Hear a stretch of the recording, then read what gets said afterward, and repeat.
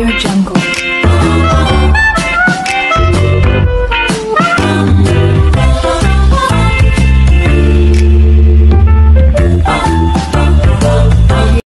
اهلا بكم في قناتنا فوق كيتشن. اللهم صل وسلم وبارك على سيدنا محمد. النهارده عاملين بقى كشري بقى بكل تكات وحركات. هتشوف النهارده معلومات جديده وجميله نستفاد بها كلنا. صلى على الرسول. اللهم صل وسلم وبارك على سيدنا محمد. هنعمل الدقه اللي هي بالليمون والثوم، هنعمل الدقه اللي هي الشطه، هنعمل الحاجات دي كلها. طبعا شكل الكشري يفتح النفس، تحبي غدا تحبي عشاء، بصي بصراحه تحفه. يلا بينا بقى نبدا. اللهم صل وسلم وبارك على سيدنا محمد. احنا هنجيب 4-5 بصلات وهنقطعهم طرنشات سلايس كده. هنجيب البصل، هنحط عليه معلقه دقيق، معلقه نشا، ربع معلقه ملح ونص معلقه ملح. ده هيساعد ان هو يقرمش ويخليه تحفه ولونه ذهبي وكل حاجه. هنحطهم على البصل عشان البصل الدقيق والنشا يمتص الميه اللي في البصل. هيقوم بقى ايه لما ينزل في الزيت يقرمش. فاحنا عايزينه اهم حاجه قرمشه البصل، واهم حاجه اصلا في الكشري كله البصل ده. ناس كتير بتحب البصل اللي هو على الكشري، فاحنا بقى بنكتر بصل. احنا معانا وهنعمل بقى نفس الكميه اللي انا هعملها دي. عامله 4-5 بصلات عشان نعمل عليهم كيلو مكرونه. هوريك المكرونه اهو، نوريك كل حاجه. جبنا البصل وقطعناه وحطينا عليه معلقه دقيق، معلقه نشا، ربع معلقه ملح. هننزل بقى بتاع الزيت كتير، يعني نكتر الزيت عشان البصل ينزل في زيت غزير عشان يقرمش ويديك القرمشه. لو انت عملت زيت قليل هيبقى طري ومش حلو. فاحنا نظبط الزيت اصلا هنعمل بيه الاكله كلها. خليكي معايا وهتشوفي انا هستعمله في الاكله كلها. اهم حاجه بقى لما تيجي تنزلي تكون قادحه الزيت جامد، وتنزلي البصل حبه حبه. ما ينفعش البصل تنزليه كله مره واحده. لو انت عايزه بصل مقرمش ومكرمل ما تنزلوش مره واحده. وكمان لو عايزه تحطي ربع معلقه سكر على البصل، هو كمان هينزل سكر وهيقرمش اكتر واكتر، بس حطي برضك مع ربع معلقه سكر. السكر بيقرمش الحاجه ويخليها طعمها حلو، بيكرمل ويبقى لونه تحفه. هنبدا بقى نسيب البصل عملنا مره، بنعمل المره التانية اهو. انا معاك واحده واحده وكل خطوه خطوه. طبعا هنشتغل على كل عيون. هنعمل عين عليها الحمص بيتسلق اهون، وربع معلقه كمون وربع معلقه فلفل في الحمص، وربع معلقه ملح عشان يبقى متطعم. الميه بتغلي بتاعه المكرونه. هنيجي للعدس. العدس اهون بردك، ربع معلقه فلفل، ربع معلقه كمون، وحبه ملح صغيره عشان يبقى كل حاجه متنكهه وطعمها حلو. هنيجي للمكرونه. المكرونه عندي مكرونه عقل صغيره، وعندي مكرونه يعني اللي هي الاسباجيتي. نوعين من المكرونه، ولسه هحط كمان مكرونه شعريه مع الرز. انا بعمله نفس الراجل بتاع المحلات والمطاعم. لما اعمله رز على بعضه في حله واحده ما بيحبوش. هما بيحبوا كده نفس بتاع المطعم، كل حاجه مسلوقه لوحدها. اللي بيحب العدس، اللي ما بيحبش العدس، اللي بيحب الحمص، اللي ما بيحبش الحمص. يبقى كل واحد هي بيبقى الكشري اطباق قدامك، وانت بتاخدي من كل نوع وتحطي في الطبق اللي انت حباه. هنسلق بقى المكرونه طبعا هتستنى علينا قد ايه، يعني نسلقها قد ايه؟ بتاع 7 دقايق، ما تسلقهاش اكتر من كده. طبعا كل دون الحمص طبعا على النار، العدس على النار، البصل كمان على النار، كله شغاله العيون كلها. هو بصراحه بيبقى حلو، هو فيه غلبه كتير بس في نفس الوقت بيبقى طعم. البصل تاني دفعه من البصل اهون. كل شويه بنزل حبه. اوريك شفت بقى الكرمله بتاعته، هو لسه بردك في مقليه تانية كمان. شايفه الشكل بيكرمل ذهبي. مش عايزاك تحرقيه قوي عشان ما يمررش. انا عايزه اللون ده، اللون الذهبي. وفي نفس الوقت بقى انا لو اقدر اسمعك القرمشه، حاجه تحفه. بيتاكل حاف، وبرش ساعات عليه حبه فلفل اسود كمان لو عايزه تاكليه بقى كده. خلصنا البصل هنحطه على جنب. كل حاجه هنخلصها نحطها على جنب. العدس اهو انا هصفيه استوى خلاص، هصفيه واحطه على جنب. الحمص هصفيه واحطه على جنب. كل حاجه هصفيها واحطها قدامك على الرخامه.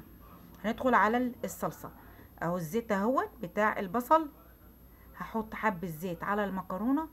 ما تحط الزيت على المكرونه هتفلفل وما تعجنش في بعضها، دي معلومه مهمه. شوفي تقلبيه في بعضه كده المكرونه عشان ما تعجنش منك. لازم تحط لها حبه الزيت بقى بتاع البصل ده بيديها طعم رهيب. زيت البصل كله انا مكتره شويه بتاع كوبايه ونص او تبع مقدار اكلك. حط الزيت بكفايه، كفايه اللي انت عاوزاها.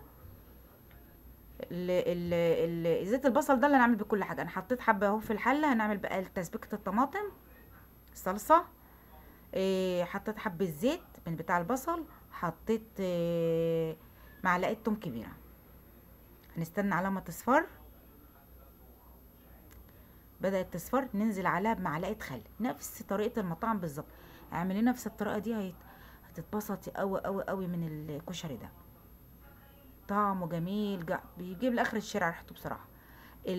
حبه صلصه. انا عندي نص برطمان. حطيت الصلصه على التوم على الخل على الزيت عشان يطلع المواد الحافظه بتاعته. هنزل بشفشق طماطم. شفشق طماطم على كيلو المكرونه، يعني بتاع 10 طماطميات كده، مع طبعا معلقتين 3 صلصه. كل واحد بيحط طبعا مقدار اكله. ربع معلقه فلفل، ربع معلقه كمون. هي الاكله النهارده فلفل وكمون وشطه وكزبره. ربع معلقه شطه، ربع معلقه فلفل، ربع معلقه كمون، ربع معلقه كزبره. الكزبره دي بتخلي بردك الصلصه طعمها تحفه تحفه تحفه. هنسيب الصلصه بردك تغلي وتستوي مع نفسها. طبعا بقى البصل بقى اللي احنا مكرملينه هنحط حبه منهم بقى في الصلصه ومعلقه سكر. هتاكلي نفس طعم المحلات بالظبط.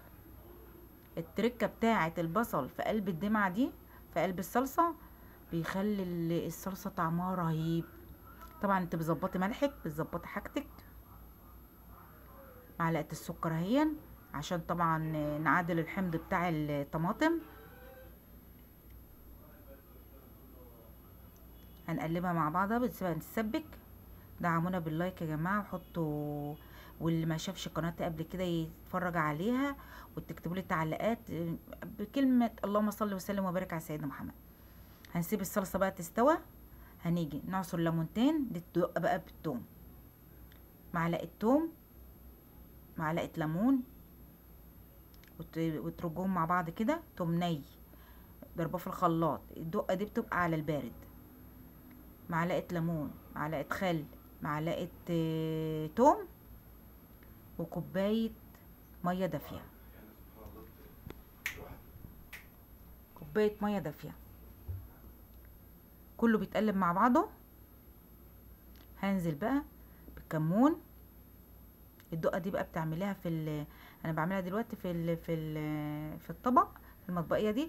لكن انت لو عايزه طبعا تصبيها في الازازه بتاعه الكاتشب والمايونيز وتحط براحتك عادي. في ازايز كده بتتباع في اي سوبر ماركت. بتعملها للدقه والحاجات دي. حطينا طبعا كمون، وربع معلقه كمون، ربع معلقه كزبره، ربع معلقه ملح. كمون وملح وكزبره بس، وحبه فلفل اسود. دي الدقه بتاعت الليمون والثوم. في دقه تانية بتاعت اللي هي الشطيطه، اللي هي الشطه. في ناس كتير بيحبوا لازم الشطه، دي حاجه اساسيه عندهم. نزلنا معلقتين زيت من زيت بردك البصل. الزيت البصل هو كل اللي هنطبخ بكل الاكله.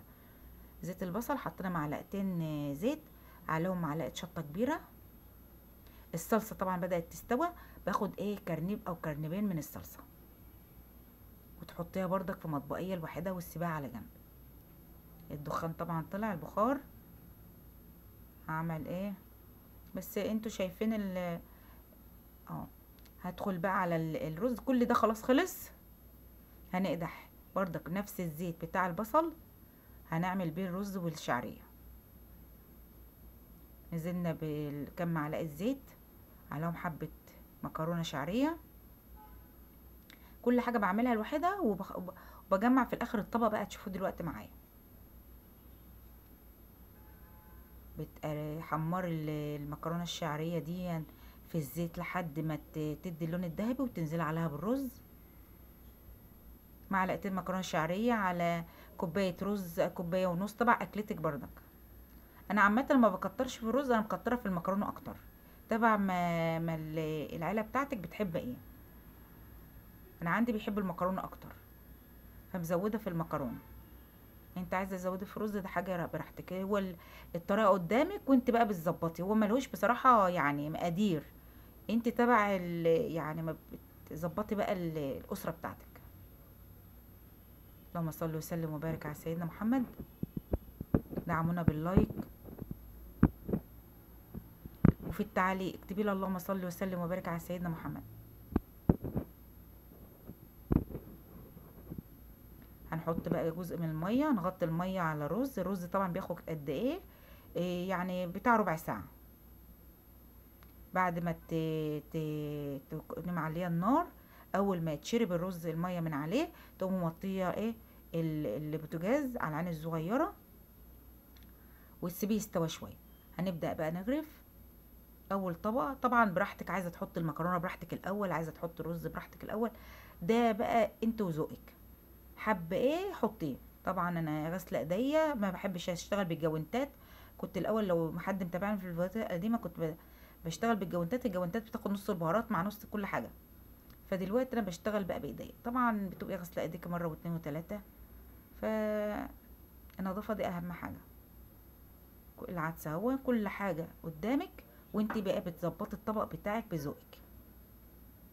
الصلصه معانا، شوفي الصلصه التقيله والسميكه ازاي، بتفضلي تسيبيها تتسبك لحد ما تبقبق كده الزيت عليها، تعرفي ان هي استوت. بتاخد برضك بتاع ربع ساعه. اللهم صل وسلم وبارك على سيدنا محمد. حطينا الحمص، هنحط بقى البصل بقى ده بيبقى حكايه. البصل احلى حاجه. الكرملات ده كمان الكاميرا والله مظلمه الطبق. التومه بالخل بالليمون بقى احلى حاجه، التومه بالخل دي.